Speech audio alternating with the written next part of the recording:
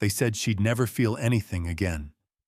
Not pain, not pleasure, not the brush of wind or the warmth of another person's skin. The accident had severed something the surgeons couldn't name, left her body a map of numbness from the waist down. Emma Hartwell was 26 when sensation abandoned her. 26 when the world became a place she could only half inhabit, watching life through glass she couldn't touch. Then came Dr. Joshua Crane, neurologist, widower, a man whose hands had learned to speak when words failed him. He stood at the foot of her hospital bed that first morning, sleeves rolled to his elbows, and said only this: "I don't believe in never." Emma Hartwell woke to the same pale light that had greeted her for 42 mornings. 26 years old, and dawn had become something she endured rather than welcomed.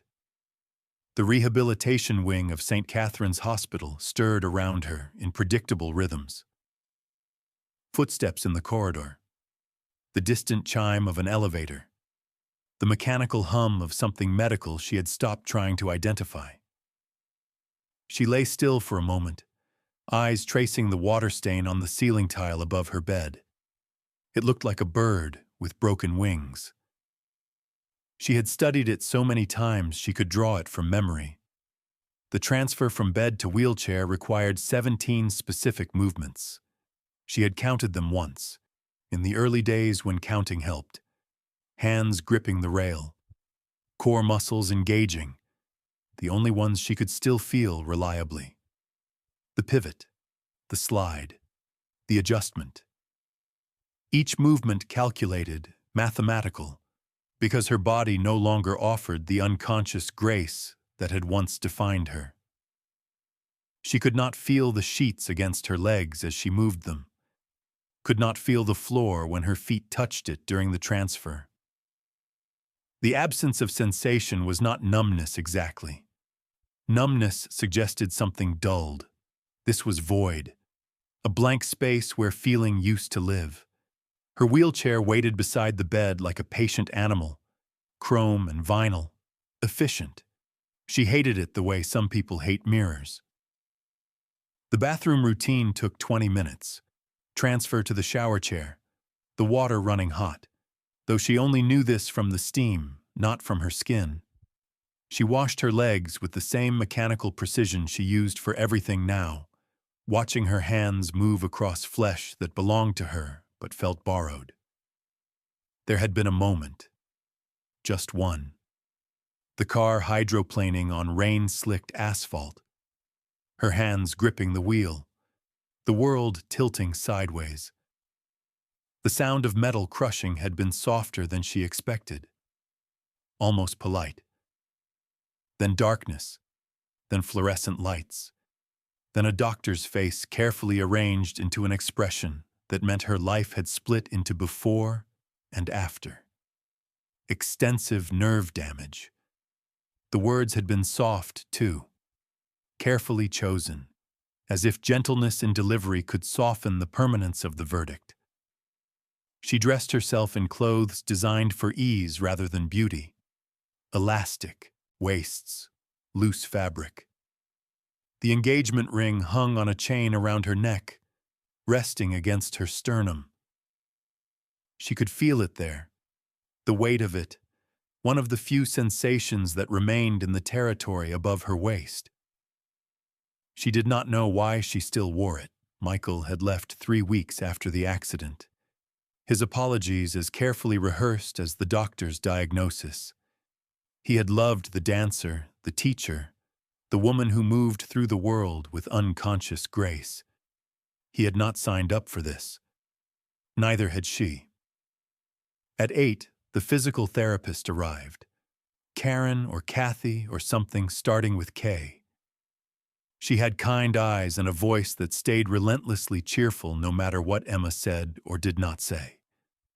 "Good morning, Emma. Ready to work hard today?" The same greeting every morning. The same assumption that effort mattered.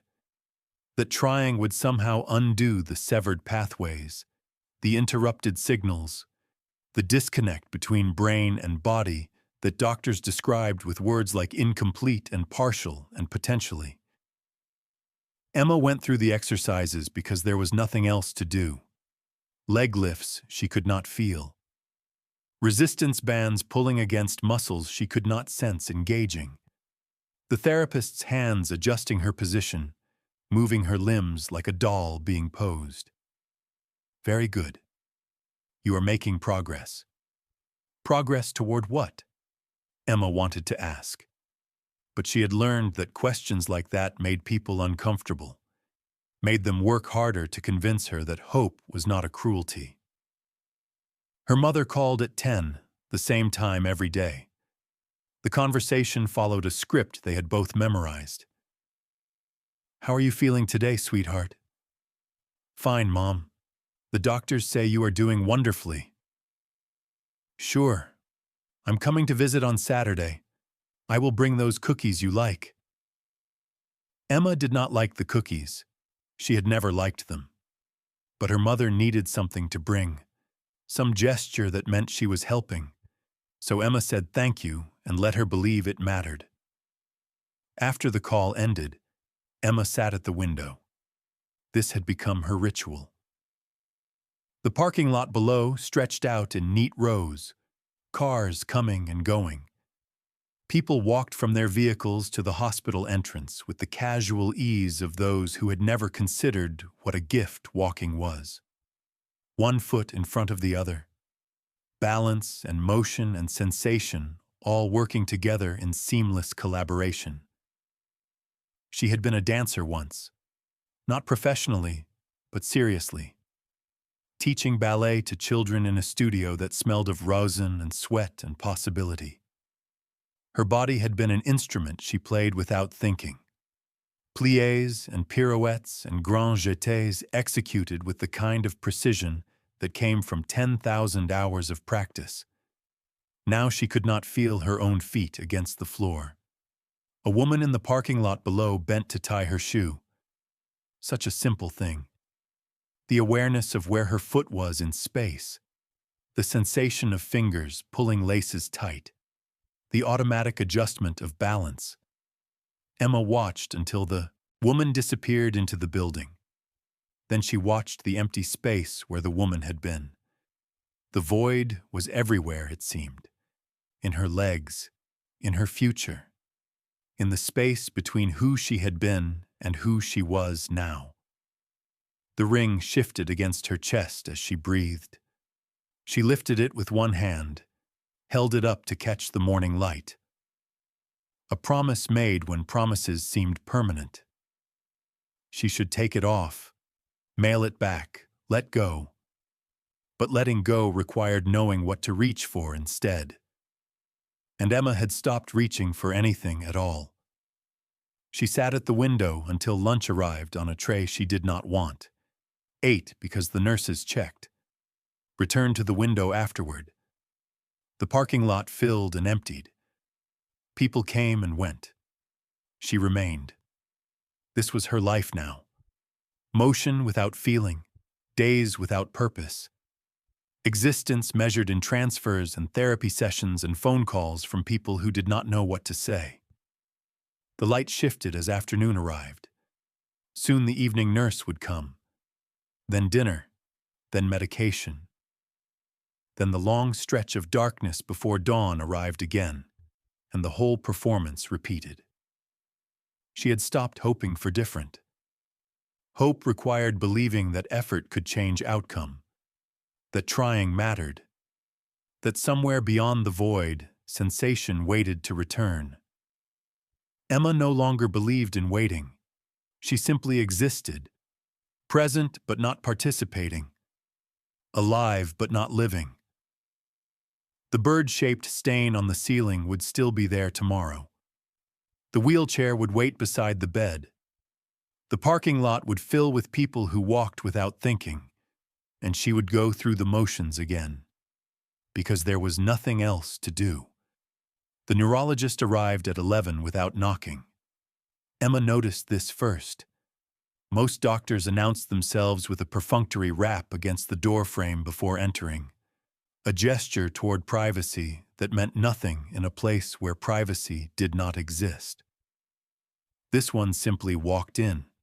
He carried no clipboard, no tablet, no armor of paperwork between himself and the patient in the bed.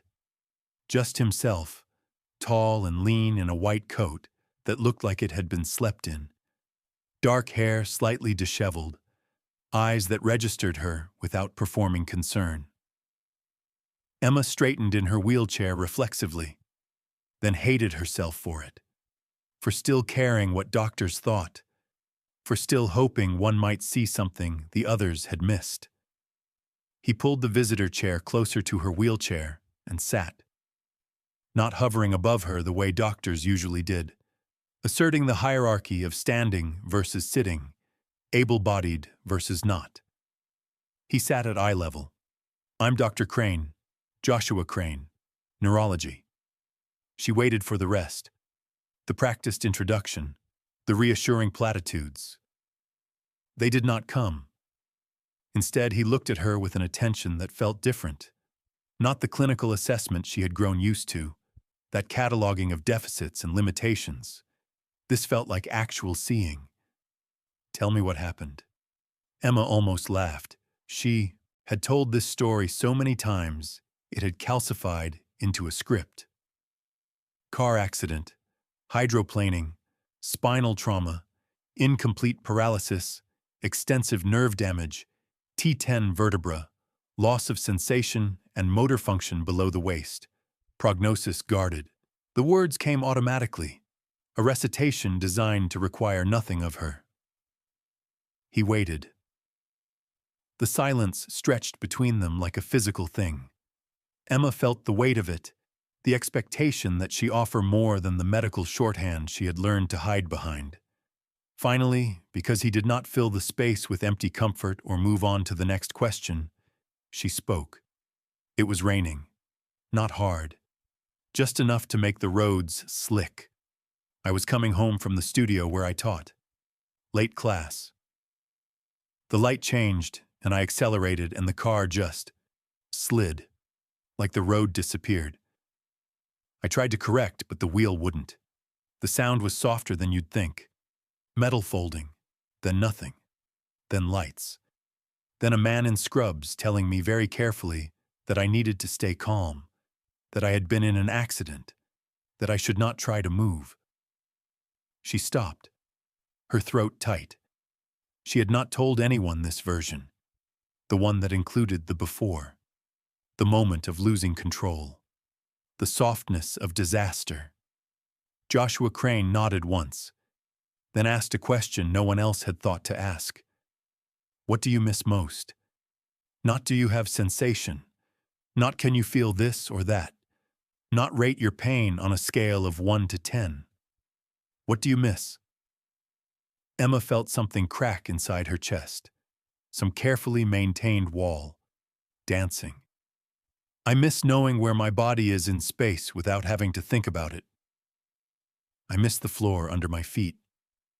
I miss balance. Not just physical balance. The conversation between my brain and my muscles. The way I could think turn and my body would turn. Now I think and nothing happens. Or it happens, but I can't feel it happening. Like shouting into a void. Her voice had risen slightly. She pulled it back down, swallowed. Joshua Crane studied her. Not with pity, with something closer to recognition.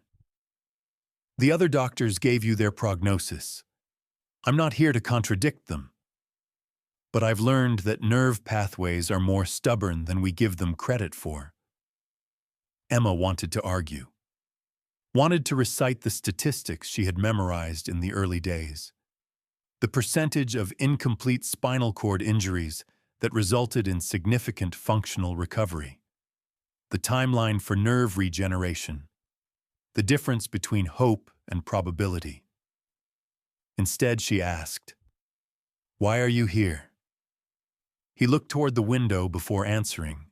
When he spoke, his voice carried the kind of weariness that suggested he had asked himself the same question. I specialize in nerve regeneration. I lost my wife 2 years ago. Aneurysm. She was fine at breakfast and gone by dinner. No warning, no time to. Afterward, I couldn't. I threw myself into research, into cases everyone else had given up on. I'm not trying to save anyone. I just need to know if the Siam pathways can be rebuilt, if connection can be restored after catastrophic loss. The honesty of it landed between them. Emma saw the tan line on his ring finger where a band had been, saw the exhaustion around his eyes that spoke of nights spent working instead of sleeping, saw the way his hands moved with unusual precision, as if stillness required effort. I'd like to examine you, if that's all right. It was not the standard doctor script, not we need to assess or let me just check. It was a question that waited for an answer. Emma nodded.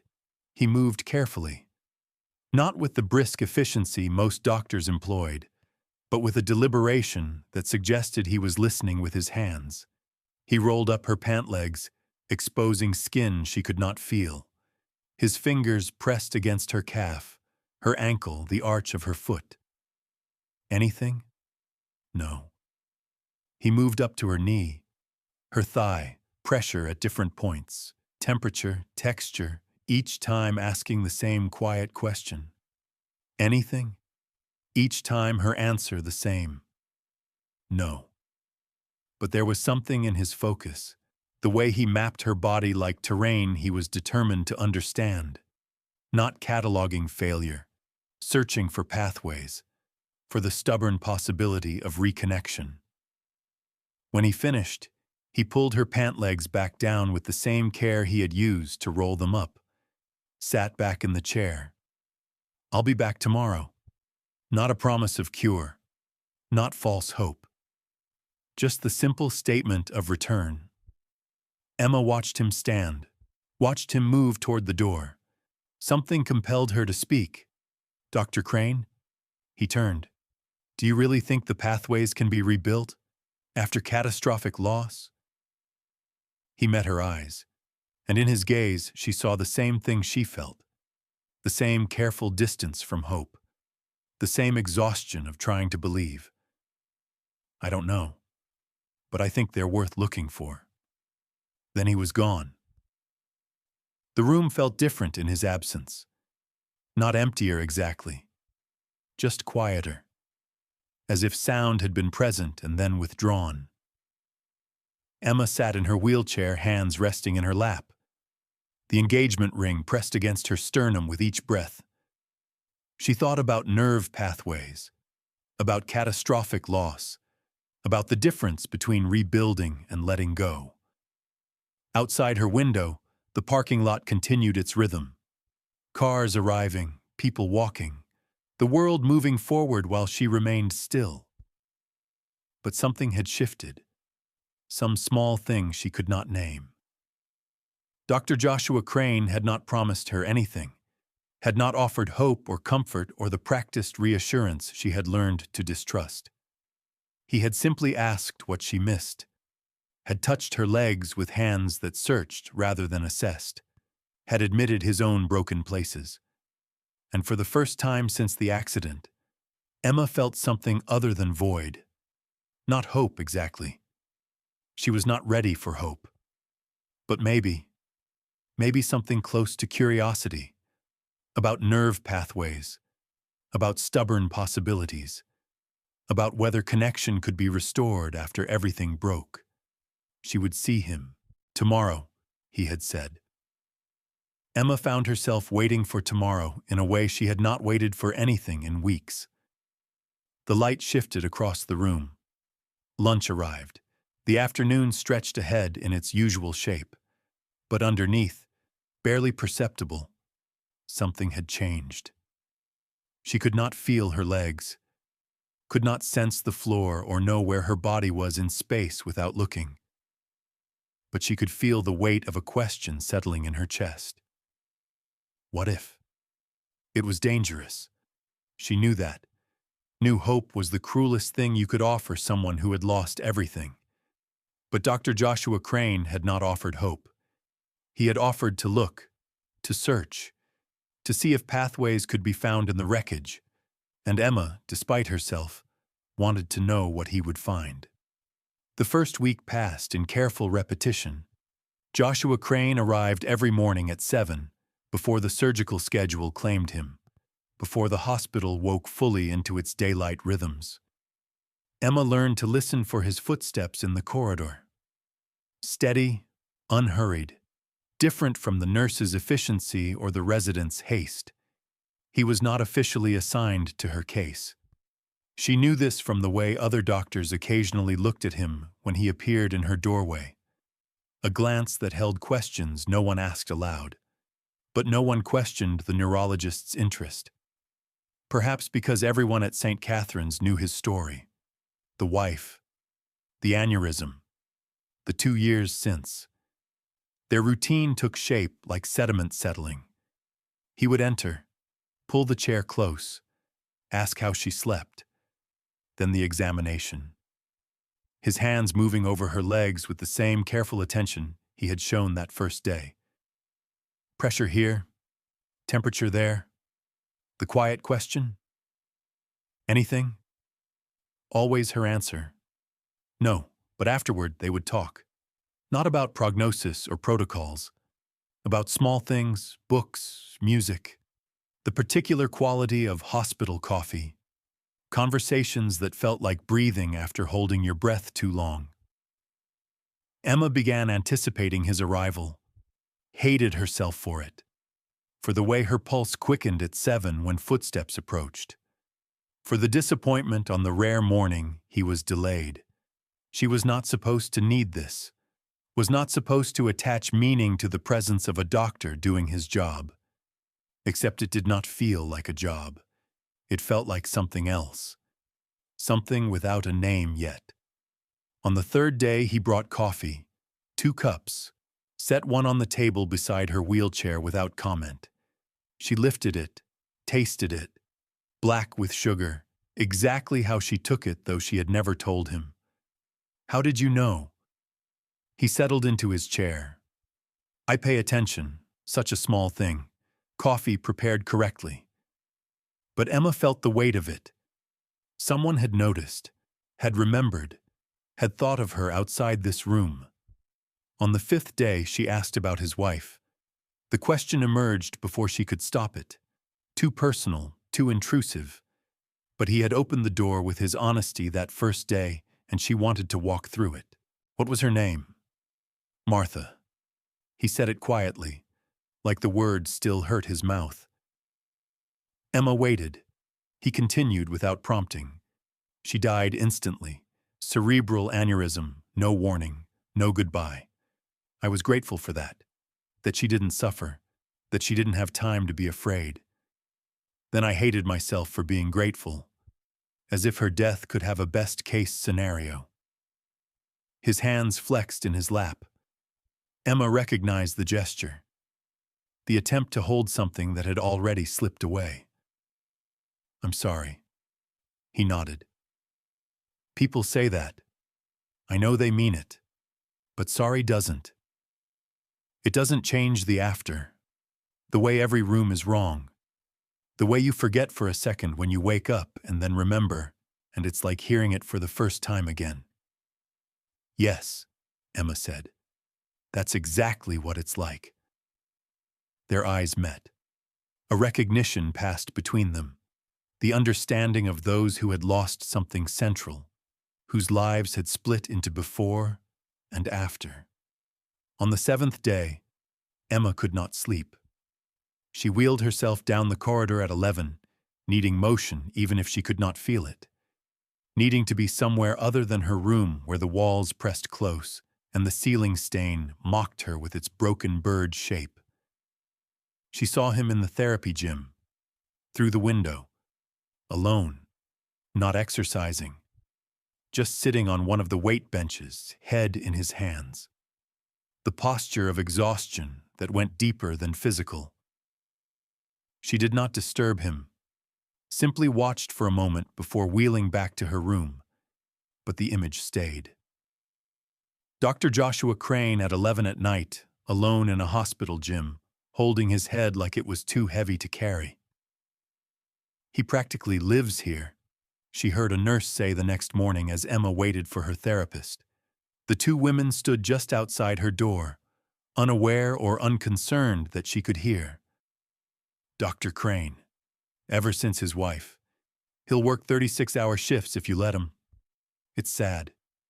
He used to smile more. Before.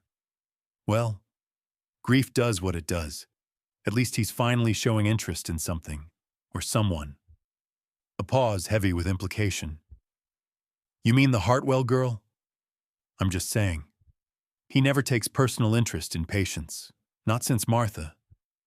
But he's in that room every morning at 7. The voices moved away. Emma sat motionless, the weight of their observations settling over her like snow. On the 10th day during the examination, she felt something, or thought she did. His thumb pressing into the arch of her foot. A sensation. Faint. Possibly imagined. Pressure where there had been only void. Her breath caught. Joshua's eyes lifted to hers. What? Nothing. Nothing. She did not tell him, could not. Afraid that speaking it would make it disappear. Afraid it was wishful thinking, phantom sensation, the brain inventing what it wanted to perceive. But for the rest of the day, she pressed her own hands against her legs, searching, hoping, terrified. On the 12th day, Michael came, her ex-fiancé. Emma had not expected him, had not wanted him, but there he stood in her doorway, hat in hands, apology written across his face. Emma, can we talk? She gestured to the chair Joshua usually occupied. Michael sat, looked at his hands, at the floor, anywhere but her. I shouldn't have left. I know that. I was scared, overwhelmed. I didn't know how to. But that's not an excuse. You deserved better. You deserved someone who stayed. Emma listened, felt nothing. Not anger, not grief. Just a distant acknowledgement that this conversation was happening and would soon be over. I'm not asking you to forgive me, Michael continued. I needed to say I'm sorry for leaving when you needed me, for being weak. You were honest, Emma said. That's more than some people manage. Michael looked up, searched her face for something. Forgiveness, maybe. Or permission to stop feeling guilty. Are you okay? Here? I'm surviving. He nodded, stood, clearly relieved the conversation had not required more of him. I hope things get better for you, Emma. I really do. Thank you. He left.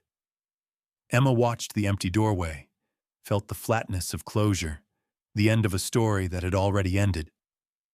Joshua appeared minutes later. She had not heard his approach. He stood in the doorway Michael had just vacated. His eyes moved from her face to the space where Michael had been, understanding without asking. He entered, sat, said nothing. Emma appreciated the silence, the lack of questions, the simple presence. They sat together for 10 minutes, maybe more. No words, no examination. Just two people who understood what it meant to be left. To watch someone walk away because staying was too hard. Finally, Emma spoke. Why are you really here?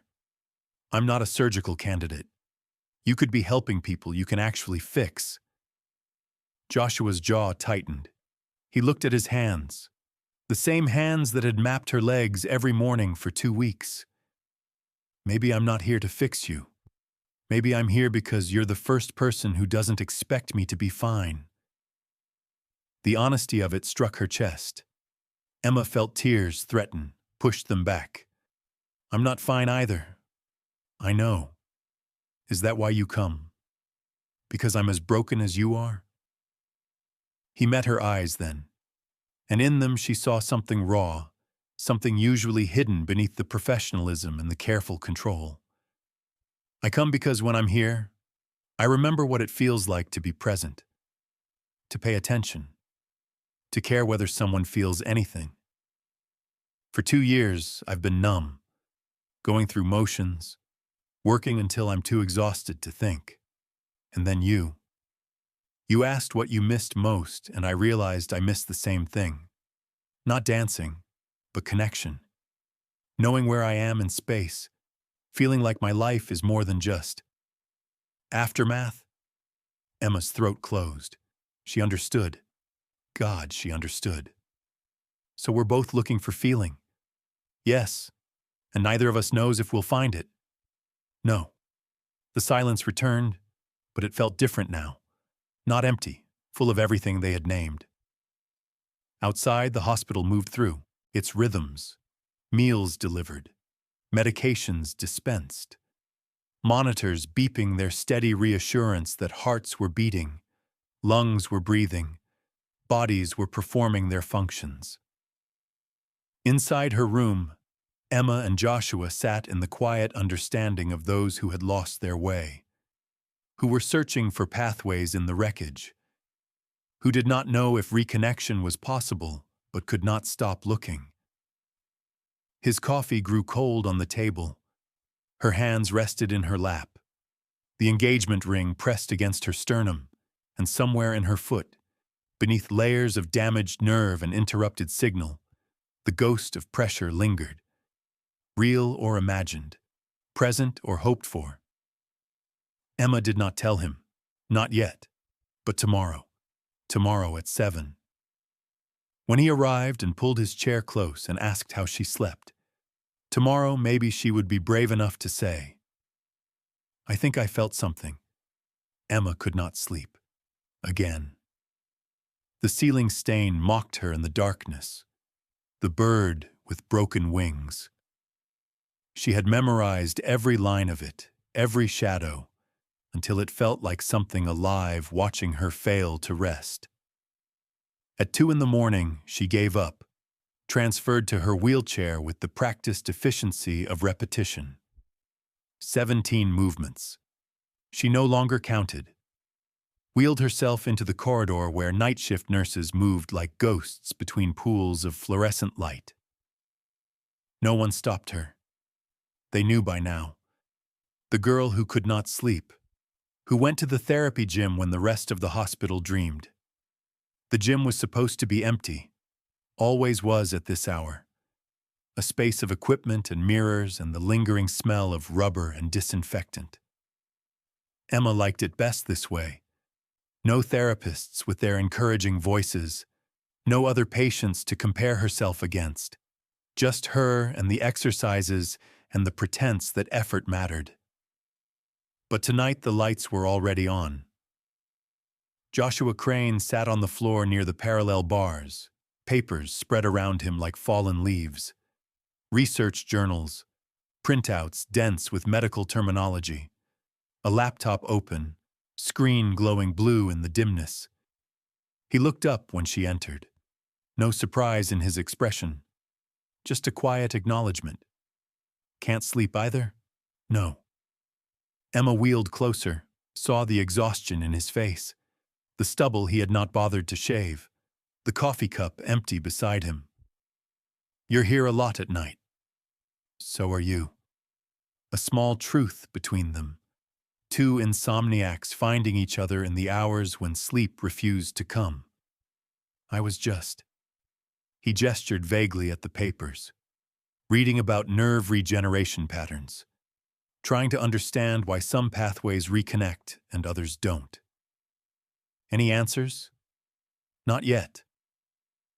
Emma positioned herself near the mat where she usually worked, began the routine she had memorized. Transfer to the floor, leg stretches, core work, all of it mechanical, all of it performed without the feedback that made movement natural. Joshua watched for a moment, then stood, crossed to her. Can I help? She hesitated.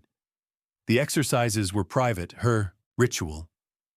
But something in his voice, in the late hour, in the shared sleeplessness, made her nod. He knelt beside her, His hands settled on her waist, steadying her as she leaned into a stretch. His touch was careful, clinical, but there was warmth to it. Presence. They moved through the routine together, him guiding, her following, a silent choreography developing between them, his hands on her shoulders, her ribs, the small of her back, supporting without controlling. Then he moved to her legs, lifted one, bent the knee, rotated the hip joint through its range of motion. Standard stretches. Nothing unusual. His hand slid down to her foot, pressed into the arch. Emma gasped. The sound broke the silence like glass. Joshua froze. His eyes snapped to hers.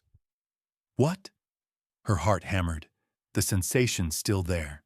Pressure, real, undeniable. His thumb against the arch of her foot, and she could feel it. I felt that. The words came out broken, disbelieving. I felt that. Joshua's professional mask cracked. Something raw and urgent flooded his expression. Are you certain? She nodded, tears streaming now, hot against her cheeks. She could not stop them, could not control the sob building in her throat. Yes, I'm certain. I felt it. His hands moved immediately, systematic, pressing different points along her foot. The heel, the ball, each toe, anything. The heel, yes. Faint, but yes. Here? No. Here? Maybe. I don't. Yes. Yes. He moved up her leg, testing, mapping, his touch methodical, but his breathing had changed. Faster, shallow. Temperature, he said, reaching for something metal, a pair of scissors. He pressed the cold metal against her calf. Anything. Cold. I feel cold. The tears would not stop. Emma pressed her hands over her mouth, trying to contain the sound of her breaking open. 2 weeks ago she had felt nothing. Void. Absence. And now. Now. Joshua's hands trembled slightly as he continued testing. Small patches of sensation, inconsistent. The foot mostly. Parts of the lower leg. Faint, unreliable but real. When he finished, he sat back on his heels, his careful control struggling against something bigger. This doesn't mean full recovery. Nerve regeneration is unpredictable, partial at best. The sensation might plateau, might even regress. I don't want you to think. Emma cut him off. I know. I know it's not a miracle. I know it might not get better than this. But Joshua, it's something. It's not nothing. Her voice broke on the last word. Not nothing. After weeks of void, of absence, of her body as foreign territory. Not nothing. She reached for his hand without thinking, grabbed it, squeezed, felt his fingers solid and warm against hers. This sensation she had never lost. But now it meant more. Connection. Proof that feeling was possible. Thank you. For not giving up when I did. Joshua looked at their joined hands. Something shifted in his face, the careful professional distance cracking. He met her eyes and she saw it. The investment. The hope he had been trying not to carry. The way her progress mattered to him beyond research, beyond medicine. Emma. Just her name. But the way he said it held everything he was not saying. Then he pulled back, released her hand. The distance reasserting itself even as something between them hummed with new electricity. We'll start new protocols tomorrow. I want you to document everything you feel. When, where, intensity on a scale of 1 to 10. We need data, need to understand the pattern. Back to doctor, back to professional. But his voice was not quite steady. Okay. He stood, gathered his papers with movements that betrayed his usual precision. Too fast, slightly clumsy. It's late, you should try to sleep, Joshua. He paused at the door, did not turn around. Thank you. A long silence. Then, get some rest, Emma. He left, the door closing soft behind him. Emma sat alone on the mat in the empty gym. The fluorescent lights hummed overhead. The mirrors reflected her solitary figure. She pressed her own hands against her legs, searching. The arch of her foot. Yes. There. Pressure. Real. The heel. Faint but present. Her calf. Maybe. Wishful thinking or actual sensation she could not tell. She tested again and again, mapping the small territories where feeling had returned, islands in the void, fragile, tentative, but there. Emma thought of Joshua's face when she had gasped, the way his mask had cracked, the way he had tested so carefully, so thoroughly, as if her sensation mattered more than anything else in the world. She thought of his hand in hers, the warmth of it, the way he had pulled away but not immediately, the hesitation that spoke of wanting to stay. This was dangerous. She knew that. Knew better than to confuse gratitude with something else. Knew she was vulnerable. Knew he was grieving. Knew the hospital would have opinions about a neurologist who spent too much time with one patient. But when his thumb had pressed into her foot, and she had felt it, really felt it, for the first time in 6 weeks, she had not felt alone. Emma transferred back to her wheelchair, wheeled herself slowly toward the door, paused, looked back at the space where they had been, where his hands had guided her, where sensation had returned in the intimacy of 2 in the morning when no one else watched. She whispered to the empty room, "Please be real. Please stay." Not just the sensation in her foot, though yes, that too, but the other feeling, the one that had nothing to do with nerve pathways and everything to do with the way Joshua Crane looked at her, like she was worth not giving up on. Please be real. Please stay. The gym lights hummed their answer. Non-committal, neutral. Emma wheeled herself back to her room, transferred to bed, lay in the darkness with her hands pressed against her legs, feeling for the places where sensation lived. Small, inconsistent. But there. The ceiling stain waited above her. The bird with broken wings, but tonight it looked different, less like something broken, more like something learning to fly again.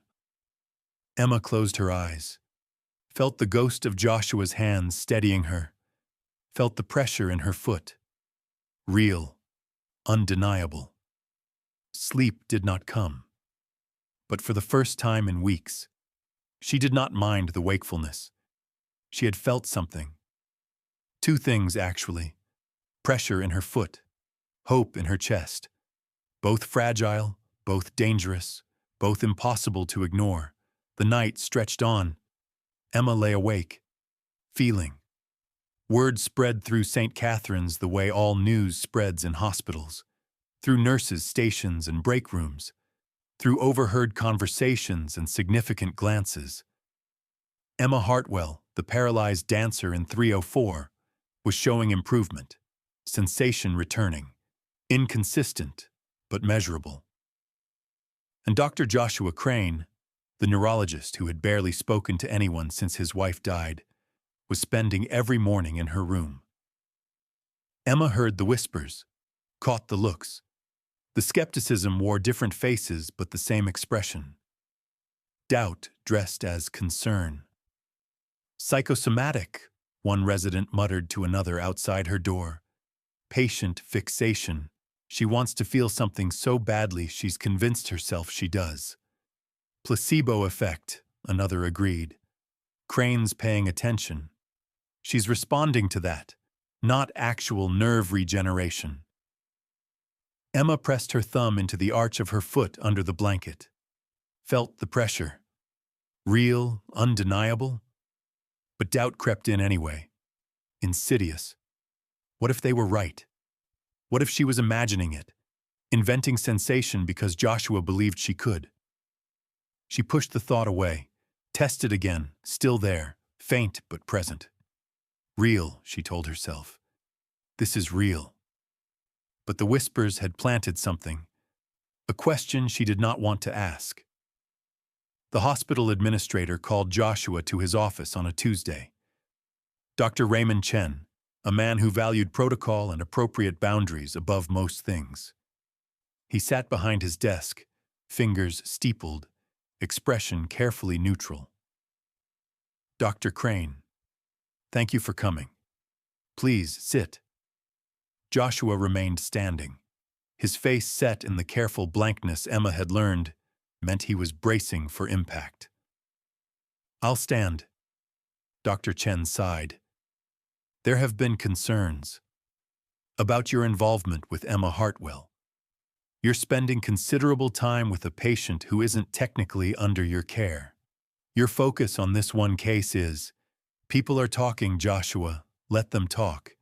You know I respect your work. Your research is valuable. But we need to discuss appropriate boundaries. You're still grieving, we understand that. But projection isn't healthy. For you or for the patient. Joshua's jaw tightened. A muscle jumped beneath the skin. My patient is showing measurable improvement. Documented sensation return. If you want to discuss my methods, bring peer-reviewed criticism, not gossip. The coldness in his voice could have frosted glass. Dr. Chen leaned back in his chair. I'm not questioning your medical judgment. I'm concerned about your emotional state. And hers. She's vulnerable. You've been through significant loss. The lines between professional care and personal investment can blur. The lines are perfectly clear. Are they? The question hung between them. Joshua said nothing. His hands flexed at his sides. Just, be careful, Joshua. That's all I'm asking. Be sure you're there for the right reasons. After he left, walking the corridors back toward the research wing, the doubt followed. Insidious. Creeping. Was Dr. Chen right? Had the lines blurred? Was he there because of Emma's case or because of Emma herself? Because she might recover or because being with her made him feel less numb? He did not have answers. That was the problem. Emma's mother arrived Thursday afternoon. Claire Hartwell, a woman who had perfected the art of worry disguised as care. She brought flowers, magazines. The cookies Emma did not like but accepted anyway. They talked about nothing important for 20 minutes. The weather. A recipe Claire wanted to try. Emma's cousin's new job. Safe topics that required nothing.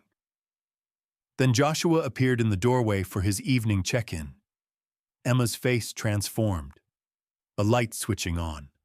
Her posture straightening. The smile that came without conscious thought. Claire noticed. Mothers always notice. After Joshua left, promising to return in the morning, Claire set down her teacup with careful precision. Sweetheart, I need to say something, and I need you to really hear me. Emma's defenses rose immediately. She knew that tone. You need to be careful. With Dr. Crane, you're vulnerable right now. You've been through trauma, and doctors, they care, but it's their job. It's what they're trained to do. Don't mistake professional attention for something else. Don't mistake. Emma cut her off, voice sharp as broken glass. Don't diminish this. He sees me. Not the broken parts. Not the limitation. Not the girl in the wheelchair who used to dance. Me. Emma. The person I am now. Do you understand how rare that is? Do you understand that everyone else looks at me and sees what I've lost? He looks at me and sees what's still here. Claire's face softened into something like pity, which made it worse. That's exactly what worries me. You're attaching meaning to basic human kindness because you're starved for it. Because Michael left and you feel abandoned and this doctor is... Stop. Emma's hands shook. The engagement ring pressed against her sternum, heavy, accusatory. You don't understand. Then help me understand. But Emma could not explain the way Joshua's presence felt different, the way his attention carried weight, the way sensation had returned under his hands, and maybe that was coincidence, or maybe it was because he believed when no one else did. Claire left an hour later, the worry unresolved, hanging between them like smoke. Emma wheeled herself to the cafeteria for dinner, needed out of her room, needed space from her mother's concern and her own doubts. She sat alone at a corner table, picking at food she did not want. That's when she heard them. Two nurses at the table behind her, voices just loud enough to carry. It's not right, the way he looks at her. His wife hasn't even been gone 3 years, I know. And that poor girl, she doesn't need a doctor with a savior complex. She needs actual medical care, not someone using her to work through his grief. Emma's fork stopped halfway to her mouth, her pulse loud in her ears. Someone should say something to administration before this becomes a real problem. The words cut deeper than they should have. Emma set down her fork, turned her wheelchair around, faced them directly. Both nurses startled, guilt flashing across their faces. Emma kept her voice calm, level, but every word carried an edge. He's the only doctor who believed I could feel again. When everyone else wrote me off as a lost cause, when everyone else looked at my chart and saw hopeless, he looked at me and saw possible. If that's a savior complex, I'll take it over your pity. She wheeled away before they could respond, down the corridor, around the corner, into the elevator, back to her room. But once there, alone, the defiance crumbled. She transferred to her bed, curled on her side. Let the tears come. Because part of her wondered if they were right. If she was a project, a case study, a way for Joshua to feel useful after failing to save his wife. If what she felt was gratitude dressed as something more. Joshua came at 8, his usual evening check-in.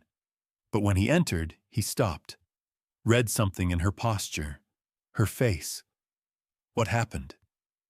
Emma sat up, wiped her eyes, met his gaze directly. If she was going to ask, she needed to do it now, before courage failed. Are you here because I'm a patient or because I'm a project? Because you couldn't save your wife, so you need to save me? The question landed like a physical blow. Joshua flinched, his careful control wavering. The silence stretched, long, painful. Emma watched him struggle with the answer. Finally, he spoke, voice rough. I don't know anymore. The honesty of it hurt worse than a lie would have. At first, maybe. Maybe I did see you as a way to do something useful, to prove nerve regeneration was possible, to save someone when I couldn't save Martha. But now. He stopped, ran a hand through his hair, the gesture of a man grasping for words that would not come. You deserve honesty. I think about you when I'm not here. I look for reasons to extend rounds, to stay longer. I tell myself it's about your case, about documenting your progress. But it's not. It's you. I want to be near you. That's not appropriate. Emma's breath caught, the confession hanging between them. What if I don't want appropriate? Joshua's eyes closed, opened, met hers with something like pain. You're still my patient. That matters. Ethics matter. I can't. We can't. Why not? Because you're vulnerable. Because I'm still grieving. Because everyone is watching and they'll say I took advantage. That you're confused. That this is transference or trauma bonding, or a dozen other clinical terms that mean we're both making a mistake. Are we? Making a mistake? The silence again, heavy, full of everything they were not saying. "I don't know," Joshua admitted. "I genuinely don't know. But I know that if this becomes something, I need you to be sure it's me you want. Not the doctor who gave you hope. Not the man who made you feel again. Me, Joshua, who works too much and talks too little and still wears the tan line from a wedding ring he can't bring himself to put back on." Emma reached for his hand. He let her take it. Did not pull away. "I don't know either," she said. "I don't know if what I feel is real or if I'm just grateful, desperate, confused. But I know that when you leave, the room feels wrong. And when you arrive, something in me settles. And I don't think that's just about medicine." Joshua looked at their joined hands. His thumb brushed across her knuckles. Once, a gesture both tender and final. Then he pulled away, stood, backed toward the door. I need to think about what's right, what's ethical. Joshua, I'll see you tomorrow." He left, the door closing with a soft click. Emma sat in the sudden silence, her hand still warm where his had been. Outside her window, the parking lot lights flickered on, dusk settling over the hospital, the world continuing its rotation while inside her room everything had shifted. She pressed her thumb into her foot, felt the pressure, real, not imagined. But the other feeling, the one in her chest, the one that bloomed when Joshua entered and wilted when he left. Was that real? Or was it gratitude? Need? The desperate attachment of someone drowning to the person who offered a hand? Emma did not know. Could not know. Not yet. All she knew was that the doubt had been named, the questions asked, the lines acknowledged even as they blurred, and tomorrow Joshua would return. Or maybe he would not. Maybe this was the end. The moment when ethics won and feeling lost. Emma lay back against her pillows. The ceiling stain mocked her. The bird with broken wings. Tonight it looked like what it was. Broken, grounded, unable to fly. She closed her eyes, but sleep did not come. 3 days passed without Joshua. Emma told herself it was fine, expected. He had residents to teach, surgeries to perform, a life beyond her hospital room. But his absence felt deliberate, careful, the kind of distance that spoke louder than presence ever had. Residents came instead, polite, competent, forgettable. They checked her vitals, reviewed her progress notes, asked the standard questions. None of them looked at her the way Joshua did. None of them saw her. Emma smiled, said she was fine, lied through her teeth, because the sensation was fading. The small patches of feeling she had celebrated, documented, clung to like proof of possible. They were dimming, retreating. The pressure in her foot grew fainter each day. The awareness in her heel disappeared entirely. She did not tell anyone, could not. Feared that speaking it would make it permanent, that admitting the regression would somehow finalize it. She tested obsessively, pressing her own hands against her legs, searching for the places where feeling lived, finding less and less. Panic lived in her throat, metallic, constant. Late Thursday night, exhausted from fear and sleeplessness, Emma attempted the transfer from wheelchair to bed alone. She had done it 1,000 times, 17 movements, muscle memory without the memory. But tonight her hands slipped on the rail. Her core failed to compensate. Physics and gravity conspired against her. She fell hard, hip striking the floor with a sound that seemed too loud for the small room. Pain bloomed immediate and sharp in places she could feel. Her shoulder, her elbow, the side of her head. The call button dangled above her, unreachable, mocking. Emma lay on the cold linoleum, tried to pull herself up, could not. Her arms shook, her breath came short. Minutes passed. How many? 10, 15? The cold seeped into her bones. The pain spread, and underneath the physical hurt, the terror, the sensation fading, Joshua gone, everything slipping away. 20 minutes before the night nurse found her. 20 minutes of Emma staring at the ceiling, at the bird-shaped stain she could see from this angle. Broken wings, grounded. The nurse called for help. Suddenly the room filled with people, voices, hands, movement. Emma tried to explain, but the words came out wrong. Disjointed. I fell. I couldn't. The feeling is going away. It's going away. They lifted her onto a gurney. The motion sent spasms through her legs, muscles seizing. Her blood pressure spiked. She could feel it in her head. A pressure building. Dangerous. Someone said autonomic dysreflexia. Someone else paged neurology. The corridor lights blurred past as they rushed her to the emergency room. X-rays, monitors, hands everywhere, checking, assessing. The pain in her hip screaming now. The muscle spasms intensifying. Her body betraying her in ways she could feel and ways she could not. Then Joshua was there. She heard him before she saw him, his voice cutting through the chaos. What happened? But he was already at her side, hands on her face, checking her pupils, her pulse. His touch steady even as something frantic lived behind his eyes.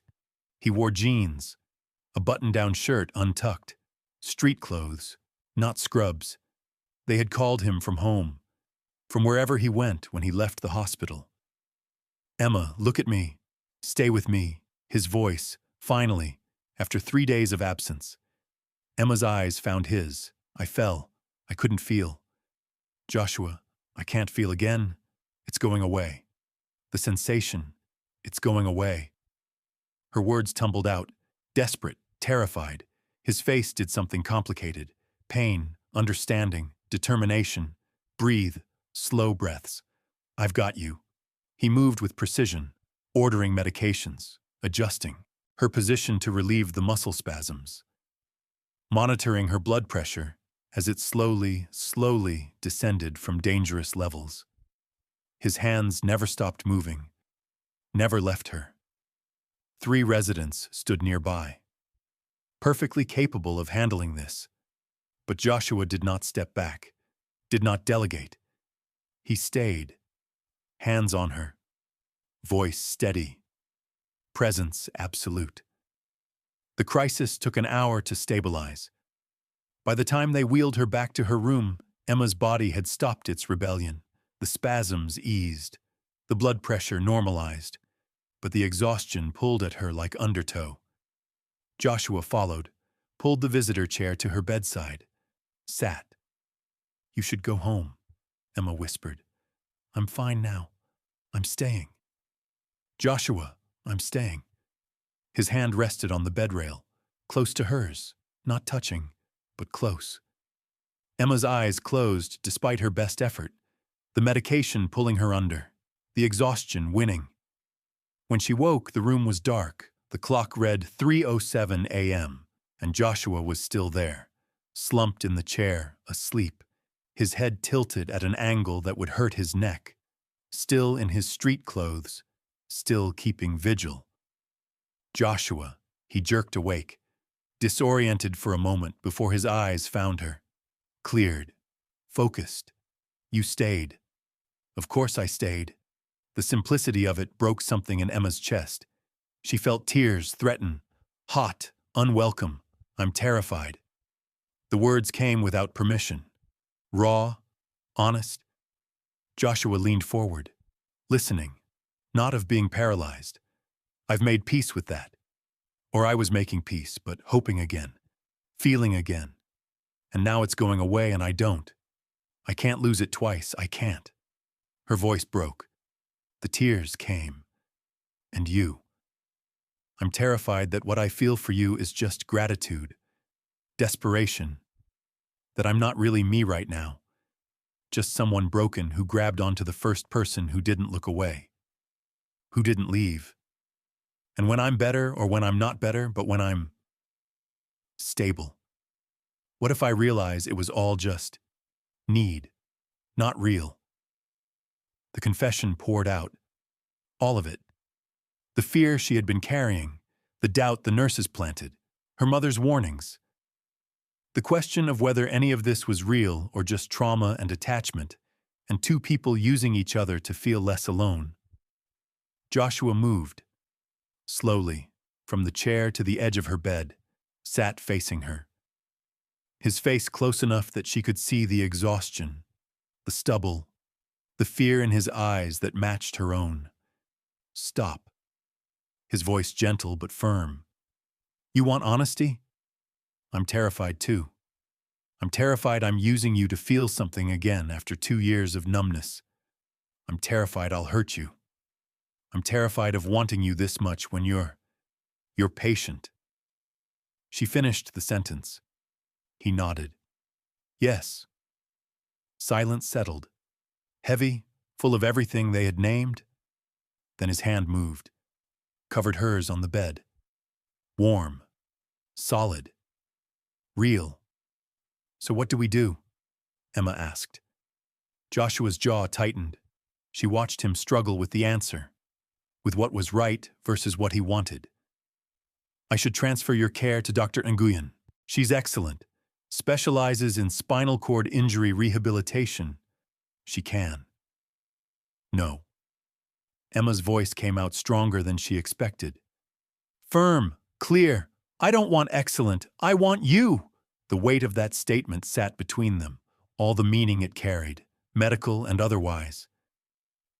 Joshua's eyes closed, opened. When he spoke, his voice was rough. When you're discharged, when you're no longer my patient, if you still, I will still. She cut him off, certain, despite all the doubt and fear and questions. This she knew.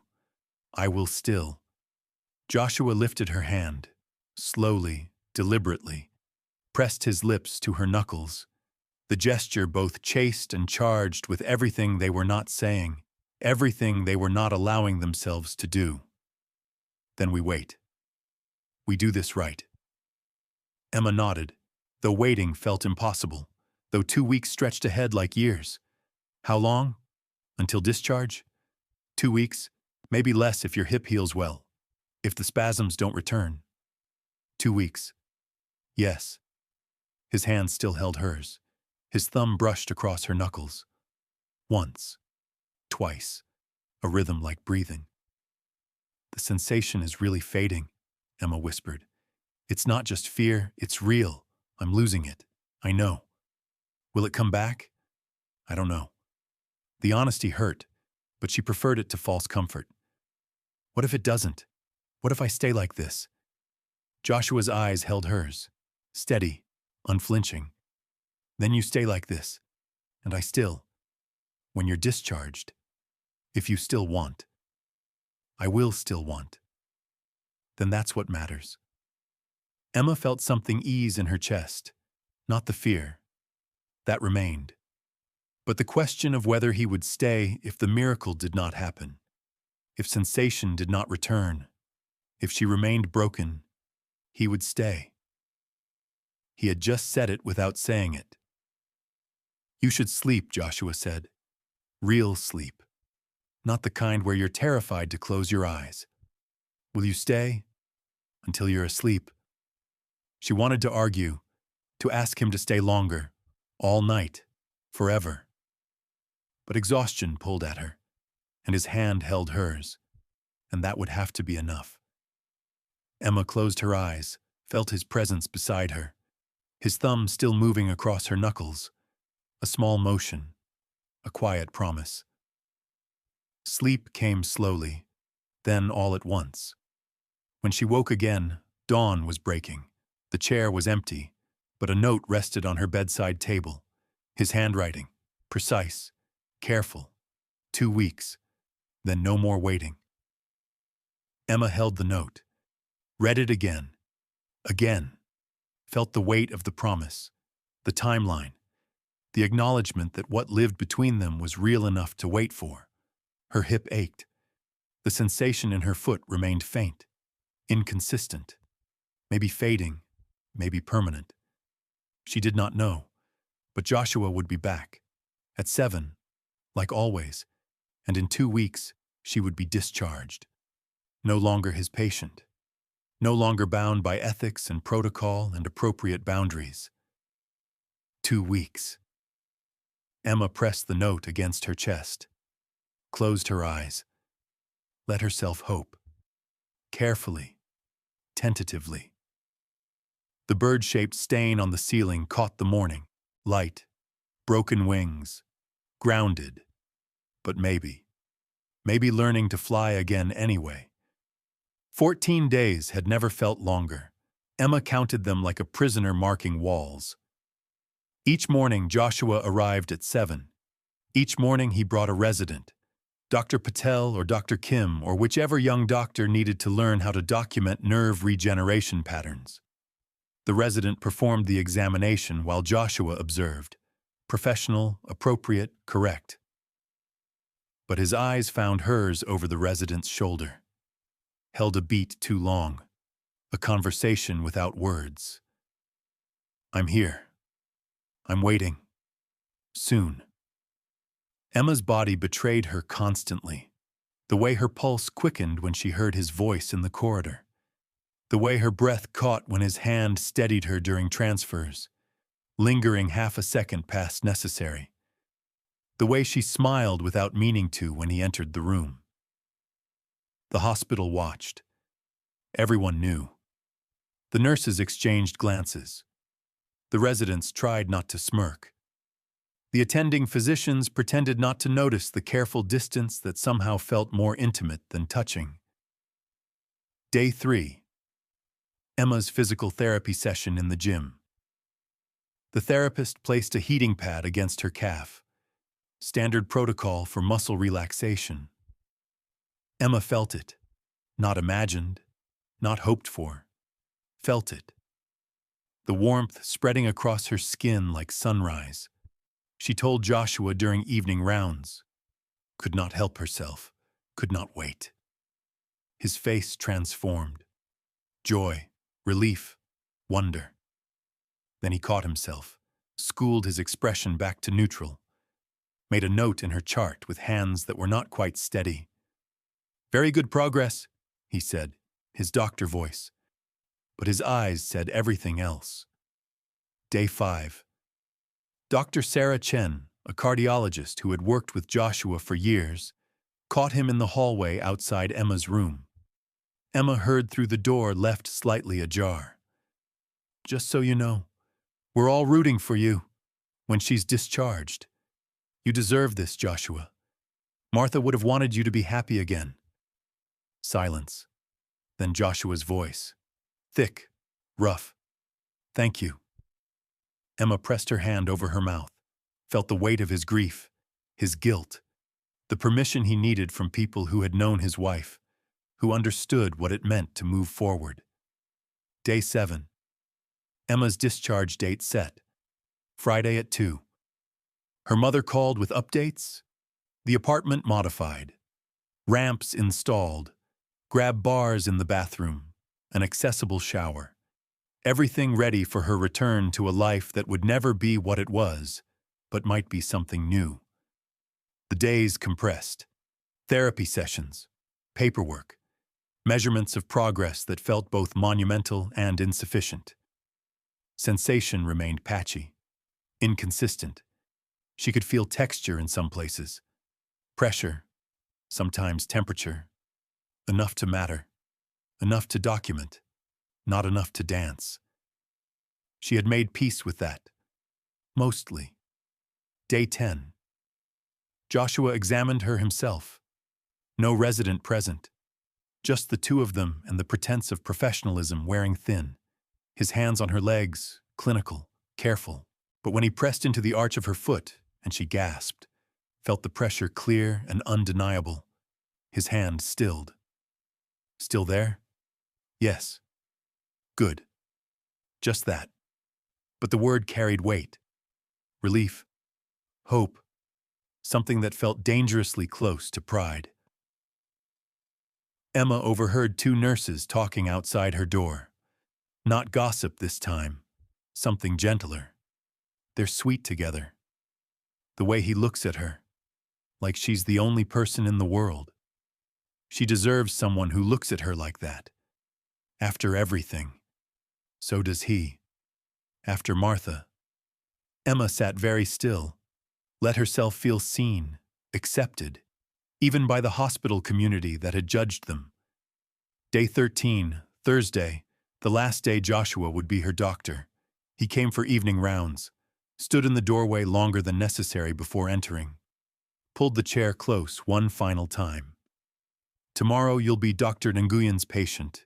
She'll oversee your continued therapy. She's excellent. Emma nodded, throat tight. And you? The question hung. Joshua met her eyes. Tomorrow night, if you want. I'll pick you up at 7, not as your doctor, as what? As a man who hasn't taken a woman to dinner in 3 years and is terrified he's forgotten how. Emma smiled, despite the nerves, despite the fear. I haven't been on a date since before the accident. I'm terrified I won't be able to. That I'll need help with things. That it will be awkward and you'll realize. She stopped, could not finish. Joshua leaned forward, his face serious. Emma, I'm not afraid of your wheelchair. I'm not afraid of needing to help you. I'm afraid you'll realize I'm just a broken widower who works too much and talks too little, who hasn't figured out how to be a whole person again, who might never. Then we'll be broken together. The words came out steady, sure, more certain than she felt about most things. Joshua's expression softened, something like relief, something like hope. 7 tomorrow night. Yes. He stood, moved toward the door, paused, turned back. Emma. Yes, I'm glad I met you. However this happened, I'm glad. Then he left, the door closing soft, final. Emma sat in the silence, her last night as a patient. Tomorrow she would be something else, someone else, a woman going on a date, a person with a life outside these walls. She did not sleep, could not. Lay awake counting hours, watching the ceiling stain, the bird with broken wings. It looked different tonight, less like grounded, more like resting, gathering strength. Morning came, discharge paperwork, signatures, instructions, Dr. Nguyen introducing herself with professional warmth. A good doctor, maybe excellent, but not Joshua. The nurses came by one at a time. Hugs, well wishes, we'll miss you, good luck, be happy. The words carrying weight, blessing, permission, Karen from physical therapy, Michael's replacement, the one Emma had barely noticed. You've come so far. Keep working. Keep hoping. Even Dr. Chen, the administrator who had questioned Joshua's involvement, wishing her, well, a look that might have been apology, might have been approval. At 2, Emma wheeled herself down the corridor one last time, her mother walking beside her, carrying the bag of belongings Emma had accumulated, clothes, books, the note Joshua had left, 2 weeks, then no more waiting. The automatic doors opened, sunlight, real air, not filtered through hospital ventilation. Emma breathed deep, felt it, the afternoon warmth, the possibility of after. Her mother drove her home, the apartment strange and familiar at once, modified, different, ramps where there had been steps, space where furniture used to be, her old life rearranged to fit her new one. Emma transferred to her bed, the first time in months sleeping somewhere other than the hospital. It should have felt like freedom. Instead, it felt like waiting. Her mother fussed. Do you need anything? Are you comfortable? Should I stay? I'm fine, Mom, really. What time is Dr. Crane coming? 7. Her mother's face did something complicated. Worry, acceptance, hope. I'll leave at 6:30 then. Give you time to get ready. Emma nodded, grateful, terrified. After her mother left, Emma sat in front of the mirror, really looked at herself for the first time in months, not as a patient, not as a case study, just as Emma. 26, scared, hopeful, alive. She changed clothes 3 times. Nothing felt right. Too casual, too formal, too much like trying too hard. Finally settled on simple, a dress that accommodated her seated position, comfortable, her hair down, minimal makeup. The doorbell rang at exactly 7. Emma wheeled to the door, opened it. Joshua stood there holding flowers, dressed in dark jeans and a button-down shirt that made him look younger, less like a doctor, more like a man, nervous, present, real. Hi, hi. An awkward pause, then both laughed, the tension breaking slightly. You look beautiful, Joshua said. You look, not like a doctor. Good, because tonight I'm not. He held out the flowers. Daisies, simple, perfect. Emma took them. Come in, let me just put these in water. She wheeled to the kitchen. He followed, the space feeling small with both of them in it. Domestic, strange. Your apartment is nice, accessible. My mother went overboard. But yes, it works. Emma arranged the flowers in a vase, hands shaking slightly. Joshua watched, neither knowing quite what to do with the sudden shift. Patient and doctor, too. This, whatever this was. Ready? He asked. Yes. No, I don't know. She laughed, nervous, real. Joshua knelt in front of her wheelchair, eye level. Emma, we don't have to do this tonight. If you need more time, if this is too fast. No, I want to. I haven't done this in so long. Been on a date, been someone other than the girl in the hospital. His hand covered hers on the armrest. Then tonight we figure out who we are. Outside those walls, no pressure, just dinner, conversation, 2 people getting to know each other. Emma nodded, breathed, let herself believe. It could be that simple. Okay, let's go. He stood, opened the door. She wheeled through, into the hallway, toward the elevator, toward whatever came next. The evening air was cool. The accessible van she had arranged waited in the parking lot. Joshua helped without hovering, present without smothering, the balance she needed. As they drove toward the restaurant he had chosen, Emma watched the city pass. Lights, people, life happening everywhere, and she was part of it again. Not watching from a hospital window. Living. Joshua's hand rested on the console between them. Close. Not touching. The space between charged with everything they had waited for. Everything they were about to discover. 14 days. The longest 2 weeks of her life. But they were over now. The waiting was done. The restaurant was small, intimate, the kind of place that valued quiet conversation over crowds. Joshua had chosen well. Wide aisles, accessible bathrooms, a corner table that gave them privacy without isolation. The host guided them to their table without fanfare. No fuss, no obvious accommodation, just hospitality. Emma appreciated it more than he could know. Joshua held her chair, then caught himself, uncertain. She was already seated, the wheelchair her chair. He sat across from her, both of them trying not to laugh at the awkwardness. The newness of navigating this together. Sorry. Old habits. It's fine. Sweet, actually. The menus arrived. Wine list, appetizers, entrees that all sounded too fancy to pronounce correctly. Emma studied hers, grateful for something to focus on besides the man across from her, who looked nothing like Dr. Crane and everything like Joshua. The waiter came, They ordered wine for him, water for her because medication. Small compromises already being negotiated without discussion. When the waiter left, silence settled. Not uncomfortable, just present, waiting to be filled. So, Joshua said, tell me about teaching dance. Before. Emma took a breath. This part was hard, talking about before. But he had asked, and she wanted him to know. I taught mostly children, 5 to 12, ballet, some jazz. It was. I loved watching them discover what their bodies could do. That moment when a kid finally nails a pirouette they've been working on for months.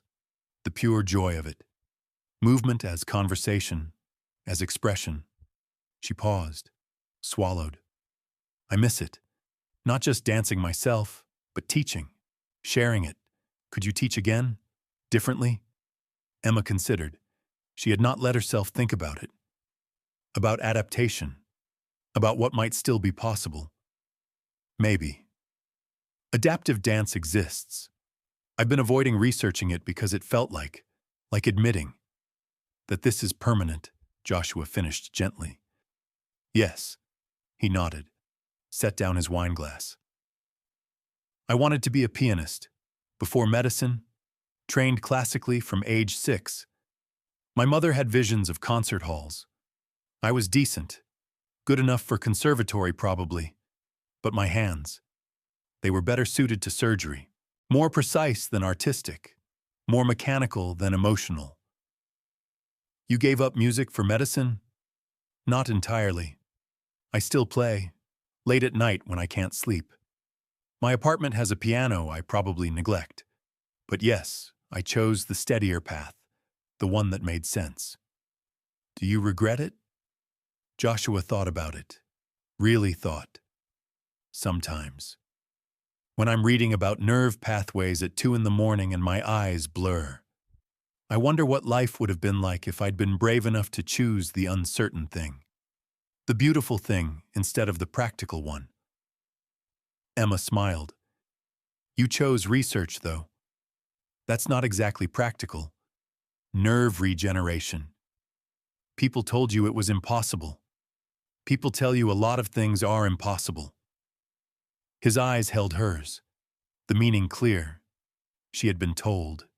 He had been told. They had both chosen to search anyway. The food arrived. Perfectly timed interruption. They ate. Conversation flowing easier now. Films they both loved. Books. Music. The small details that build a picture of a person beyond their trauma. Emma told a story about a particularly dramatic dance mom. Joshua laughed. Real laughter. The sound transforming his face, making him look years younger. Then Emma made a joke. Self-deprecating. About having no feeling below the waist and how at least that meant never having to shave her legs again. Dark humor. The kind trauma survivors use to cope. Joshua's face did something complicated. Then he laughed. Relief evident. I wasn't sure if humor about it was okay. If I was allowed to. Please. Laugh. I need you to see this as what it is. Not tragedy, just reality. Different, not less. He reached across the table, took her hand. I'm not here hoping you'll overcome this, or that some miracle cure will make you walk again. I'm not here for your legs, Emma. I'm here for your brain, your stubbornness, the way you demolished those nurses for gossiping about us. I'm here because when I'm with you, I remember what it feels like to be alive, to want something, to care about tomorrow. Emma's throat tightened. She squeezed his hand. I need you to understand the logistics, though, the complexity. I'll need help sometimes, with transfers, with accessibility. Some days will be harder than others. Muscle spasms, autonomic issues. It's not romantic. It's practical and sometimes frustrating and... I know. Do you, though? Really?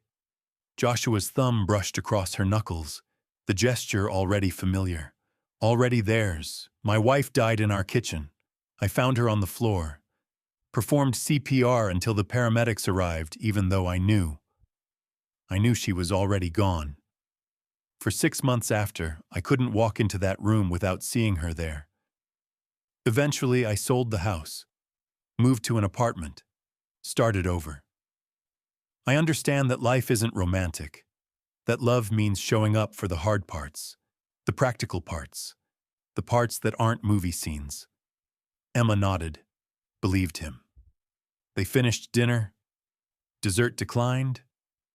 Both too full, too nervous, too aware of what came next.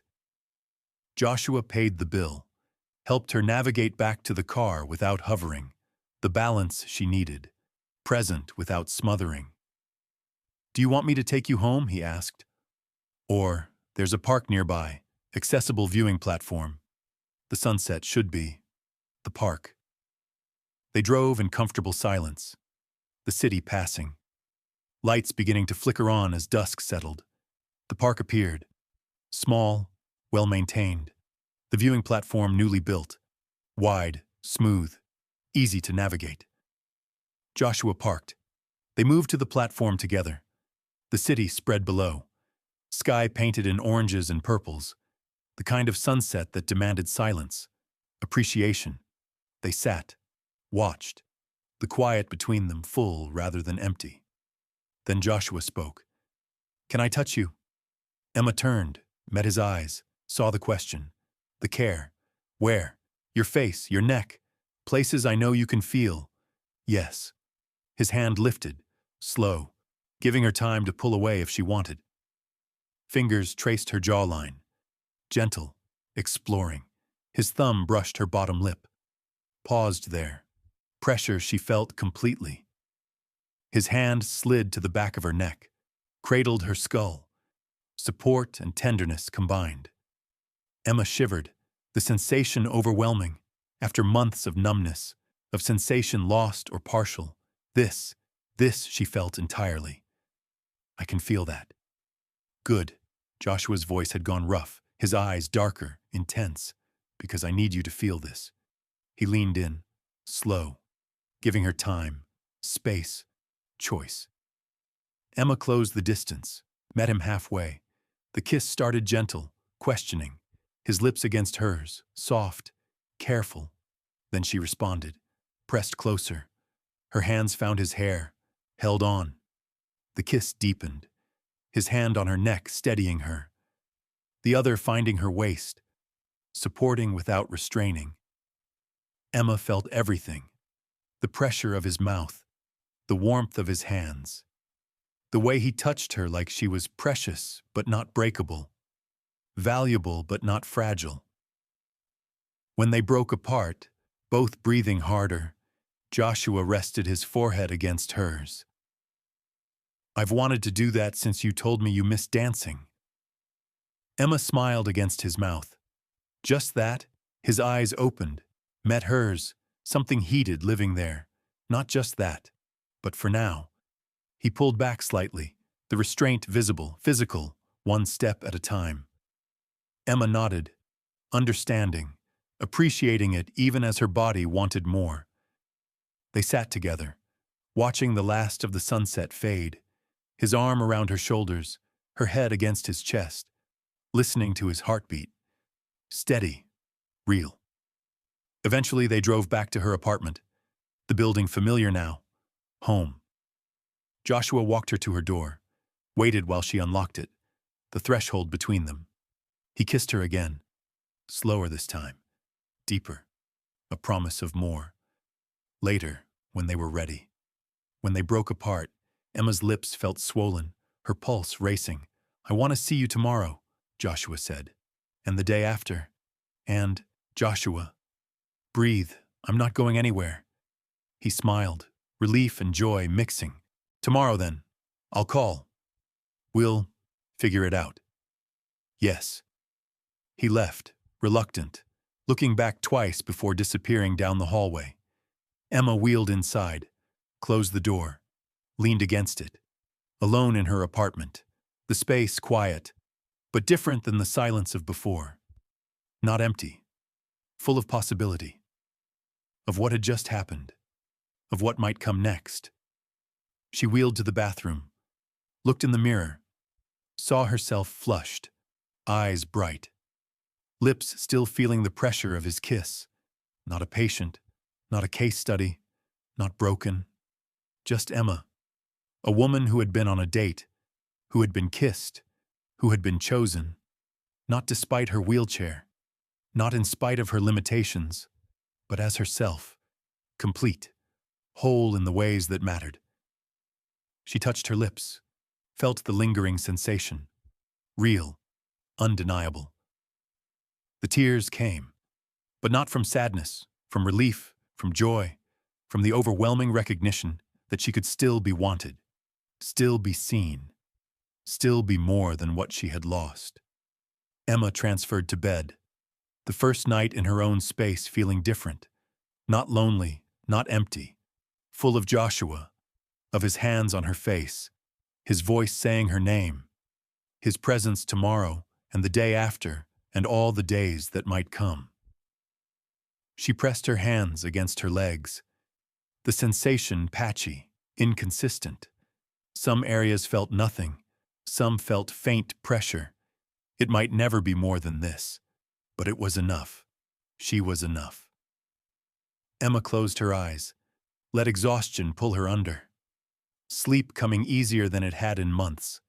In her dreams, she danced. Not the way she used to. Different, adapted. Joshua there, watching, smiling, present. When she woke in the morning, sun streaming through her window, the first thought was not of what she had lost. It was of when she would see him again. And that felt like healing. 6 weeks passed like water finding new channels, carving paths, creating patterns, building something that felt less like beginning and more like continuation. Joshua stayed over sometimes, not every night, but enough that his toothbrush lived in her bathroom, his coffee mug in her cabinet, his presence woven into the fabric of her space. They cooked together, adapted choreography, her seated at counter height he had installed, him moving around her kitchen with increasing familiarity.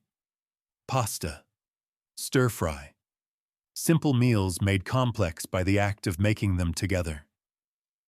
She attended his hospital fundraiser, first public appearance as a couple, navy dress, hair up. Joshua in a suit that made him look uncomfortable and devastating in equal measure. They navigated the social dynamics, curious glances, polite questions, the weight of being seen together outside hospital walls. Dr. Chen approached, shook Joshua's hand, then Emma's. "You look well, Miss Hartwell." Emma. "Please and thank you. Joshua tells me your progress continues." "That's wonderful. It is." A moment of understanding passed. Permission granted retroactively. What had been questioned now accepted. Emma's physical progress documented itself in small victories. More sensation. Patchy still but expanding. Temperature more reliable, texture clearer, and mobility. With supports she could stand for brief periods, enough to transfer differently, enough to imagine possibilities. Then the conference invitation arrived. Chicago, November. Joshua asked to present on nerve regeneration protocols. The case study unnamed, but obviously Emma. Her chart, her progress, her body as data. He asked permission first, showed her the abstract. The details stripped of identifying information, but still hers. Still intimate in ways that had nothing to do with romance. Emma read it twice, then nodded. Yes, if it helps someone else, if it gives another person hope. Yes. Relief flooded his face. He had been afraid she would say no, would feel exposed, used. But she understood research, understood the difference between being seen and being studied, trusted him to know which was which. Life settled into rhythm.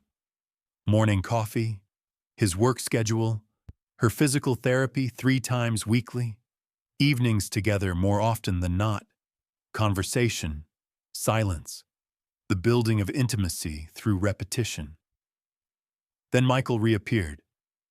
Emma saw the social media notification first. Michael had tagged her in a comment on a mutual friend's post. The friend had shared a photo from the hospital fundraiser. Emma and Joshua, his hand on her shoulder, her looking up at him, the intimacy obvious even in pixels. Michael's comment simple, devastating in its presumption. Good to see Emma moving forward, as if he had any right, any claim, any part of her forward motion. The doorbell rang 2 days later. Wednesday afternoon.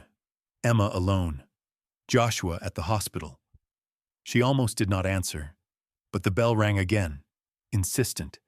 She opened the door. Michael stood there, flowers in hand, apology written across his face like a script he had rehearsed. Emma, can we talk? She should have closed the door, should have said no, but curiosity won, the need to understand what he possibly thought he could say. 5 minutes, she wheeled back. Let him enter, did not invite him to sit. Michael looked around the apartment, at the modifications, the ramps, the space, his face doing something she could not read. Pity, maybe.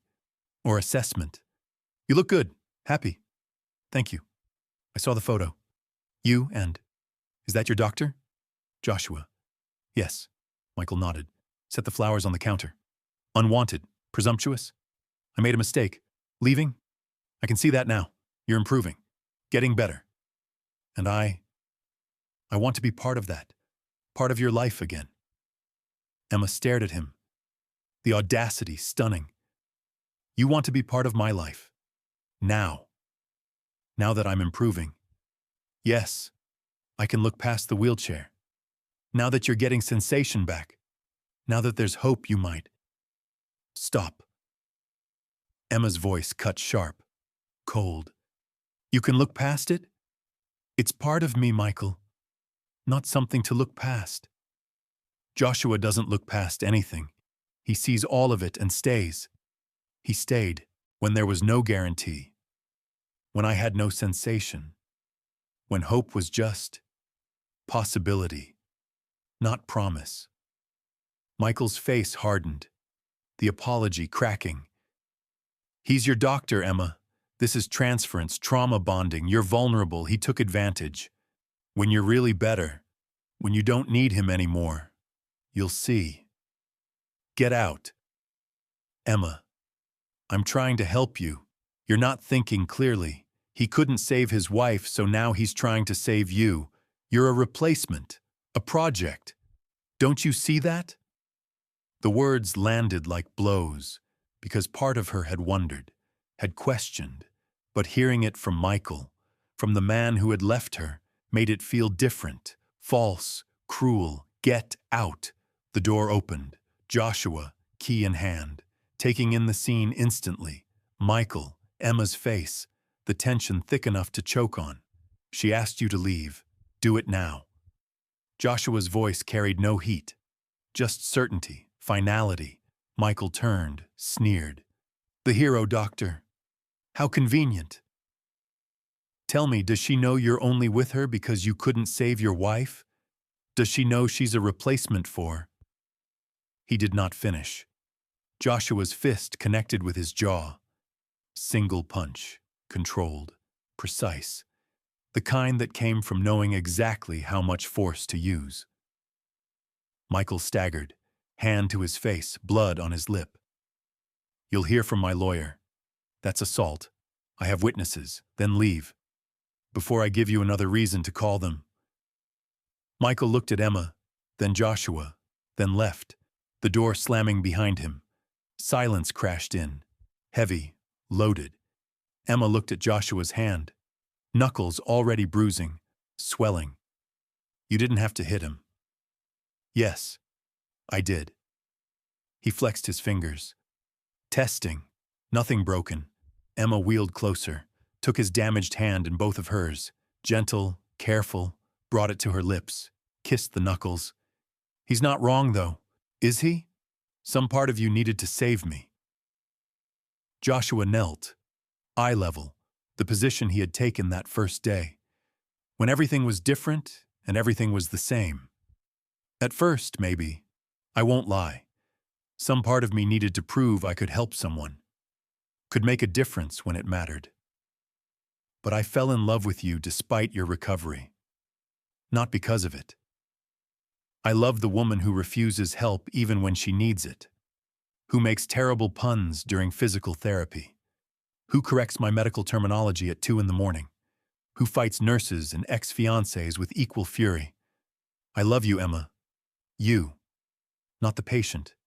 Not the case study. You. The words hung. First time spoken aloud. I love you. Emma felt something break open in her chest. Relief. Joy. Certainty. She pulled him up, toward her, into her lap. Kissed him with everything she had not said. Everything she had been afraid to name. When they broke apart, both breathing hard, she spoke. Take me to bed. Joshua pulled back, searched her face. Emma, we don't have to. Not because of Michael, not to prove anything. I'm not trying to prove anything. I can feel, Joshua. Not everything, but enough. And I want to know what I can feel with you. I need to know my body can still. That I can still. Her voice broke, the vulnerability raw. Please.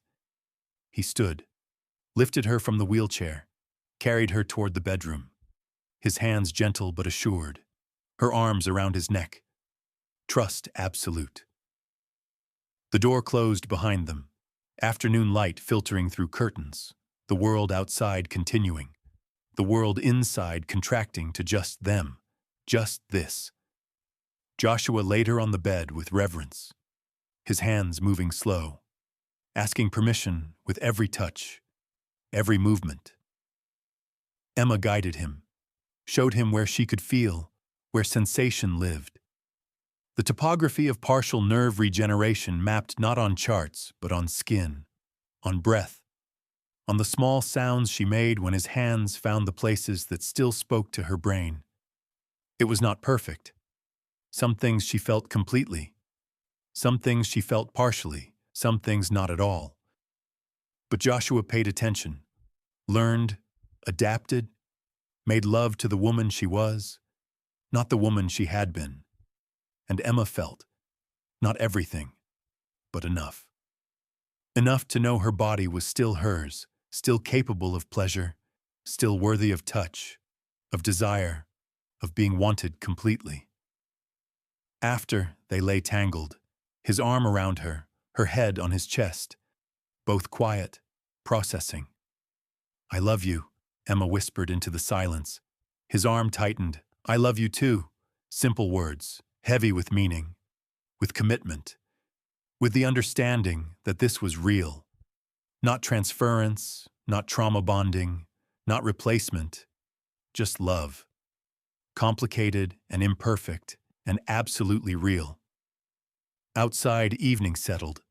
The city moved through its rhythms. Inside, two people who had found each other in the wreckage built something new. Not despite what they had lost, not in spite of what remained broken, but because of it.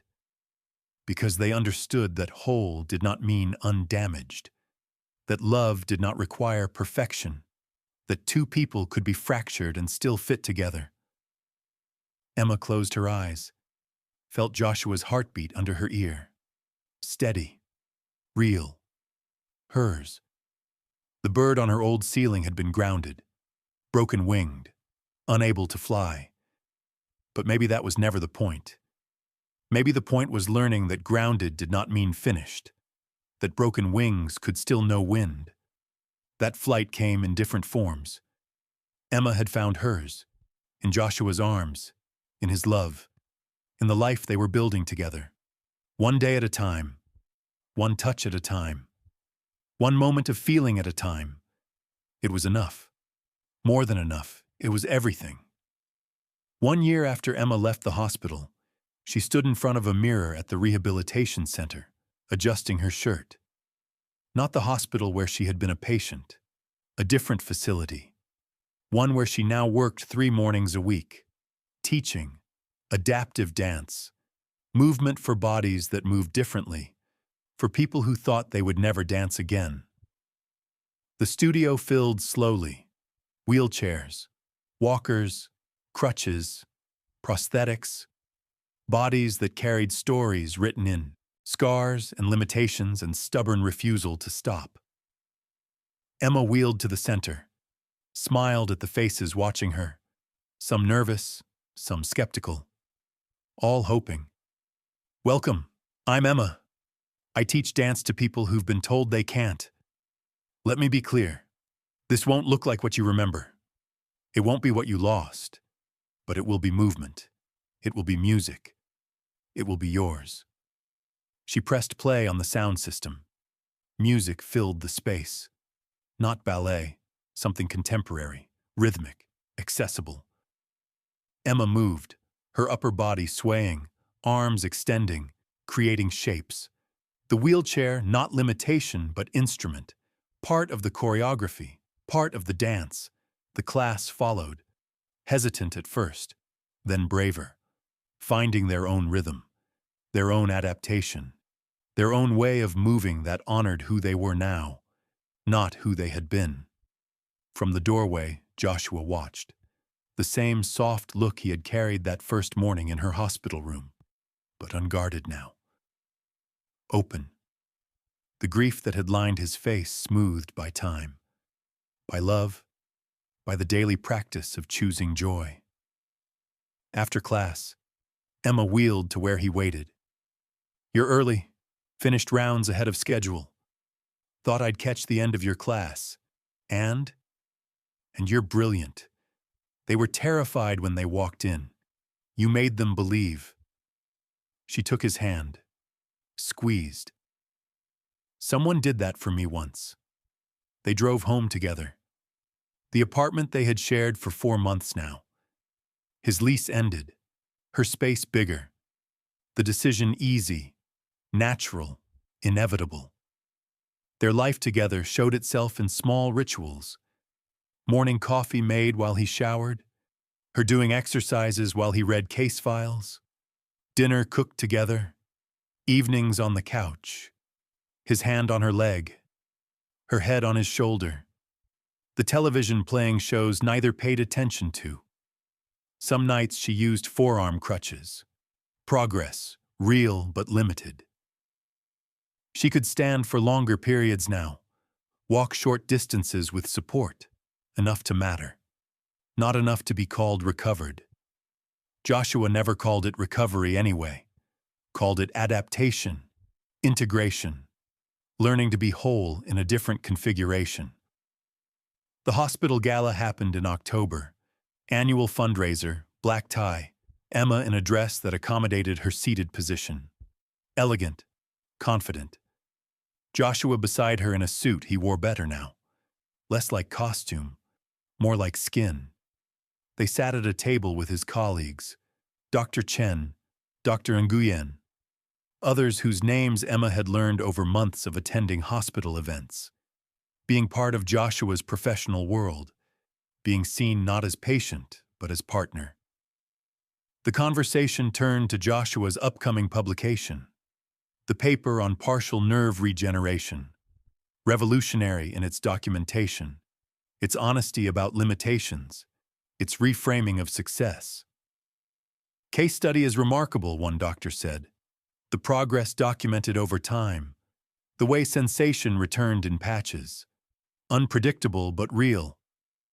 It's going to change how we approach spinal cord injury rehabilitation." Emma smiled, caught Joshua's eye across the table. "I've read it. I'm the case study."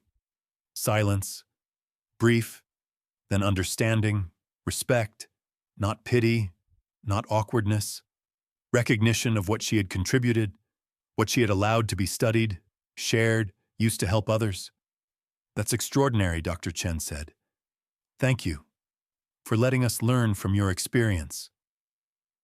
Emma nodded, felt the weight of it, the transformation from patient to teacher, from case study to colleague, from broken to whole in ways that had nothing to do with walking. Later that night, in their apartment, Joshua massaged her legs. Nightly ritual, therapeutic, intimate, both. His hands moved with practiced familiarity. Pressure here, stretch there, checking for spasms, maintaining flexibility, caring for her body with the same attention he gave everything. Emma felt some of it, the pressure in her thighs, the stretch in her calves, enough to make it meaningful, enough to feel cared for, touched, loved. "Do you ever wonder what if?" she asked into the quiet. Joshua's hands stilled. What if what? What if I'd regained everything? Full sensation, full mobility. What if I could walk without crutches, dance the way I used to? He resumed the massage. Thoughtful, considering. Then I'd have met a different woman. Emma's breath caught. "I don't want that woman," Joshua continued.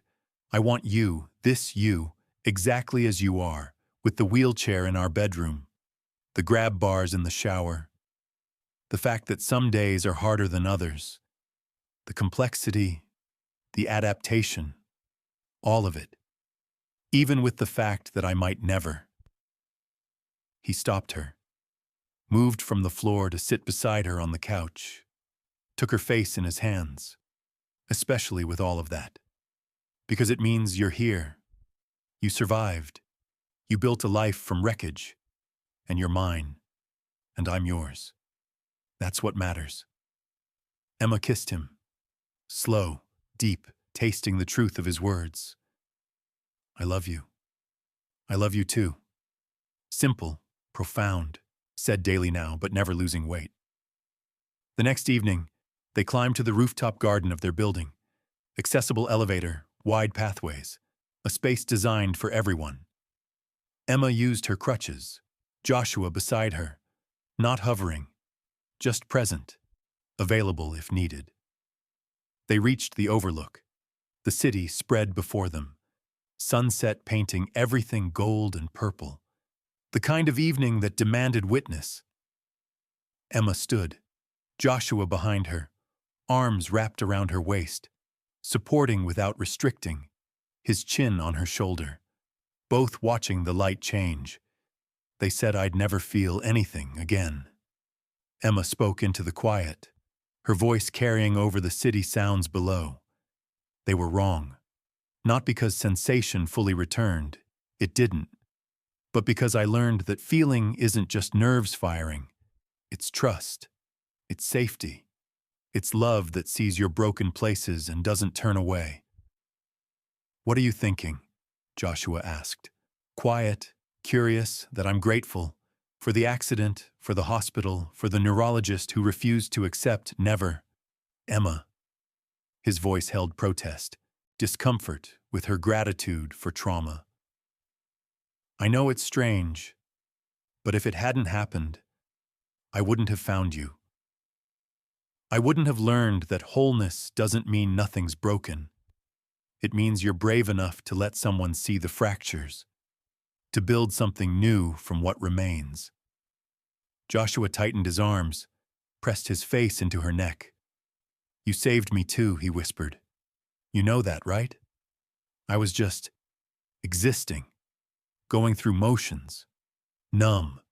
You taught me how to feel again. Then we saved each other." "Yes." They stood together as the sun finished setting. Two people who had found each other in the aftermath, who had built something real from ruins. Not despite what they had lost, not in spite of what remained broken, but because of it. Emma looked down at her hand, at the simple band on her finger. Wedding ring. 6 months married. Small ceremony. Just family. Friends. The hospital community that had witnessed their beginning. The engagement ring from Michael long gone. Donated, released, replaced by something chosen. Something real. They said I'd never feel anything again. Emma spoke one more time, final, certain. They were wrong about everything that mattered. Joshua kissed her temple. Agreement, understanding, love. Behind them, the city moved into evening, lights flickering on, lives being lived, stories unfolding. And here, on this rooftop, two people who had been told to accept never stood together. Whole, complete, feeling everything that mattered. The rehabilitation center would open tomorrow. Emma would teach. Joshua would research. They would navigate the complexity of life built around disability, around grief transformed, around love that demanded nothing but offered everything. It would not be perfect. Some days would be harder than others. Muscle spasms, autonomic issues, the practical realities of bodies that worked differently. But they would face it together. Two people who understood that wholeness was not about what worked.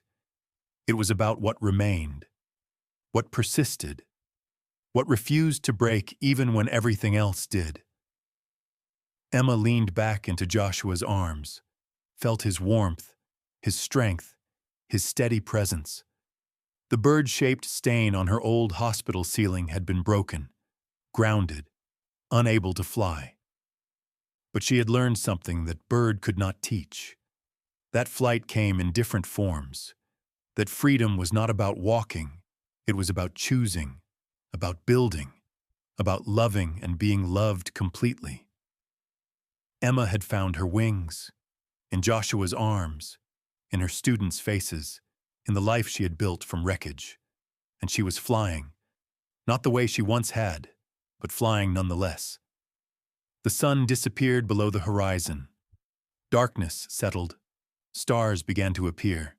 Emma and Joshua remained, standing together, feeling everything that mattered. If this story touched something in you, if you believe love can grow in the unlikeliest places, then you're in the right place. Subscribe for more stories of hearts that refuse to give up, of healing that looks nothing like we expect, of love that sees past what's broken to what remains beautiful. Because sometimes the best love stories aren't about perfect people. They're about broken people who find each other and build something whole from the fragments. Until next time, remember that feeling isn't just about nerves. It's about connection. It's about being seen. It's about love that stays.